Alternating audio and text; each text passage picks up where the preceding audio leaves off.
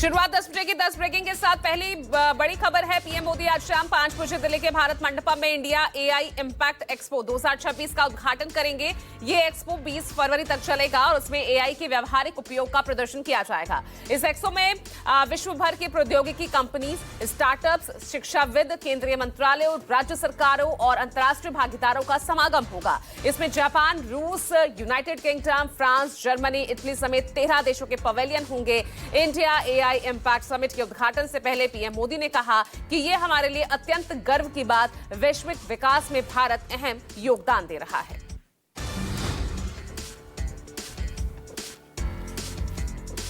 दूसरी breaking, France के राष्ट्रपति मैनुअल मैक्रो 4 दिवसीय यात्रा पर आज भारत पहुंचेंगे। अपनी यात्रा के दौरान मैक्रो प्रधानमंत्री नरेंद्र मोदी से मुलाकात करेंगे। एआई इम्पैक्ट समिट 2026 सहित कई महत्वपूर्ण कार्यक्रमों में हिस्सा लेंगे। फ्रांस के राष्ट्रपति अपनी पत्नी ब्रिगिट संग मुंबई पहुंचेंगे, जहां पीएम मोदी खुद उनका स्वागत करेंगे। पीएम मोदी और मैक्रो क्षेत्रीय और वैश्विक मुद्दों पर भी विचार विमर्श करेंगे।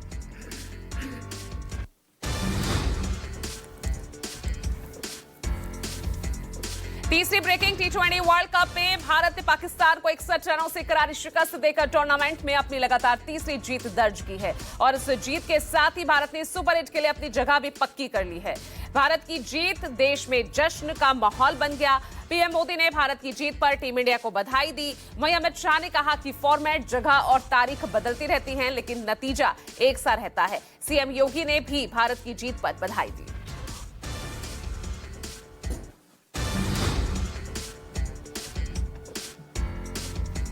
चौथी breaking, Jawaharlal Nehru university student union यानी जेएनयूसू ने कैंपस में प्रदर्शन किया। छात्रों ने यूजीसी गाइडलाइंस, निष्कासन आदेश रद्द करने और दूसरे मुद्दों समेत अलग अलग मांगों को लेकर विरोध प्रदर्शन किया। प्रदर्शन के दौरान छात्रों ने हॉस्टल, लाइब्रेरी सुविधाएं बेहतर करने और प्रशासनिक दमन के खिलाफ आवाज भी उठाई। छात्र संघ के 4 पदाधिकारियों समेत 5 छात्रों को 2 सेमेस्टर के लिए रस्टिकेट किए जाने के बाद से ही लगातार छात्रों की हड़ताल जारी है।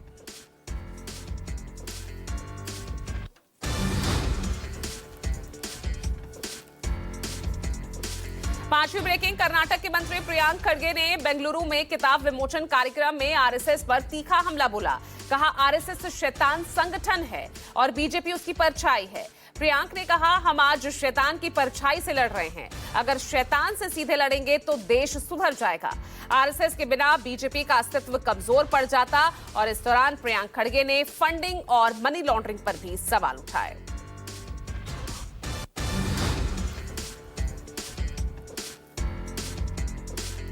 छठी ब्रेकिंग, यूपी के गोरखपुर में सामाजिक सद्भाव बैठक में संघ प्रमुख मोहन भागवत ने कहा, समाज सद्भाव से चलता है। समाज में अगर सद्भावना नहीं तो कानून और पुलिस के बावजूद समाज नहीं चलता। भागवत ने कहा, भारत सद्भावना का केंद्र है, स्वार्थ नहीं देखता, संकट में दुनिया की मदद करता है। समाज परस्पर जुड़ाव और अपनत्व से मजबूत होता है।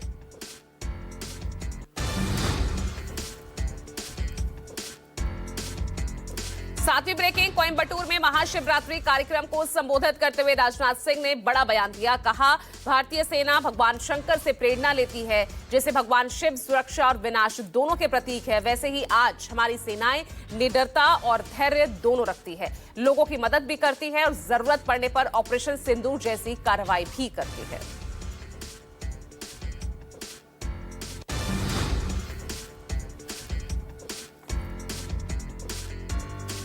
आठवीं ब्रेकिंग, अरविंद केजरीवाल और मुख्यमंत्री भगवंत मान आज मोगा दौरे पर रहेंगे। मान सरकार के युद्ध नशियां विरुद्ध 2.0 अभियान के तहत मोगा के गांव किल्ली चाहला में राज्य स्तरीय कार्यक्रम का आयोजन किया गया है और इस मौके पर केजरीवाल और सीएम मान पंजाब के लोगों को संबोधित करेंगे।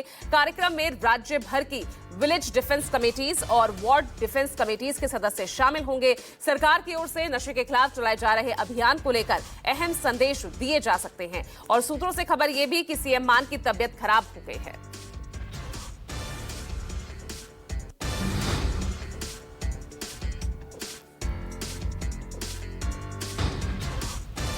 नौवीं breaking land for job case में लालू परिवार की आज दिल्ली के राउज एवेन्यू कोर्ट में सुनवाई होगी। इस दौरान लालू यादव और राबड़ी देवी मौजूद रहेंगे। कोर्ट ने लालू, राबड़ी, तेज प्रताप, तेजस्वी यादव और बेटी मीसा हेमा समेत कुल 41 लोगों पर आरोप तय किए हैं। इन लोगों पर अब मुकदमा चलेगा। इस मामले में अब तक कोर्ट ने 52 लोगों को बरी भी किया है।